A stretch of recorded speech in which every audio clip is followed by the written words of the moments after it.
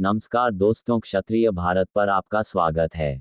दोस्तों, ये जानकारी कुछ ऐतिहासिक लेख के आधार पर ली गई है। अगर आपको इस वीडियो के माध्यम से दी गई जानकारी में कोई त्रुटि लगे तो कृपया हमें कमेंट में लिखकर बताएं और लाइक, शेयर और सब्सक्राइब करें। धन्यवाद। तो आइए हैं महाराणा सांगा की वीरता के बारे में। राजस्थान के सबसे बड़े और साहसी शूरवीरों में से एक महाराणा सांगा को आज भी उनके बलिदान के लिए पूजा जाता है। मेवाड़ के पूर्व शासक एवं महाराणा प्रताप के पूर्वज राणा सांगा ने मेवाड़ में 1509 से 1528 तक शासन किया। राणा सांगा ने विदेशी आक्रमणकारियों के विरुद्ध सभी राजपूतों को एकजुट किया। राणा सांगा सही मायनों में एक बहादुर योद्धा व शासक थे जो अपनी वीरता और उदारता के लिए प्रसिद्ध थे। सांगा उस समय के सबसे शक्तिशाली हिंदू राजा थे। उन्होंने दिल्ली, गुजरात व मालवा मुगल बादशाहों के आक्रमणों से अपने राज्य की बहादुरी से रक्षा की। फरवरी 1527 ईस्वी में खानवा के युद्ध से पूर्व बयाना के युद्ध में राणा सांगा ने मुगल सम्राट बाबर की सेना को परास्त कर बयाना का किला जीता था। इस युद्ध में राणा सांगा के कहने पर राजपूत राजाओं ने पातीपेरवन परंपरा का निर्वहन किया।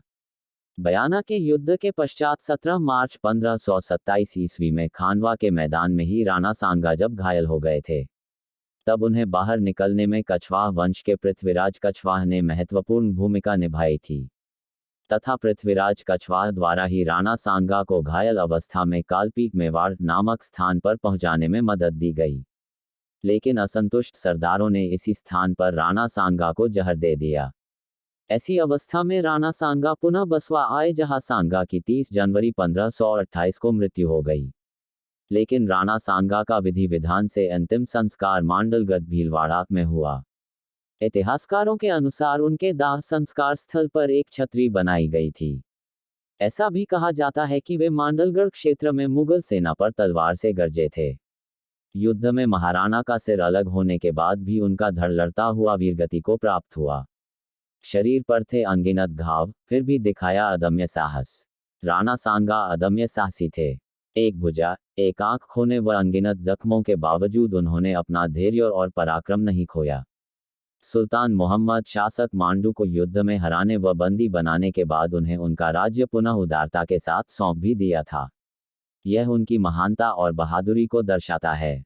सिर कटा लेकिन धड़ लड़ता रहा। एक विश्वासघाती के कारण वह बाबर से युद्ध जरूर हारे, लेकिन उन्होंने अपने शौर्य से दूसरों को प्रेरित किया। इनके शासनकाल में मेवाड़ अपनी समृद्धि की सर्वोच्च ऊंचाई पर था। एक आदर्श राजा की तरह सांगा ने अपने राज्य की रक्षा तथा उन्नति की। सांगा ने मुगलों के खिलाफ लड़ाई लड़ी थी। वे मांडलगढ़ क्षेत्र में मुगल सेना पर तलवार से गरजे थे। कहते हैं कि युद्ध में महाराणा का सिर मांडलगढ़ भीलवाड़ा की धरती पर गिरा, लेकिन घुड़सवार धड़ लड़ता हुआ चावंडिया तालाब के पास वीरगति को प्राप्त हुआ। तो दोस्तों, ये जानकारी आपको कैसी लगी कृपया कमेंट में लिखकर बताएं और लाइक, शेयर और सब्सक्राइब करना ना भूलें। धन्यवाद।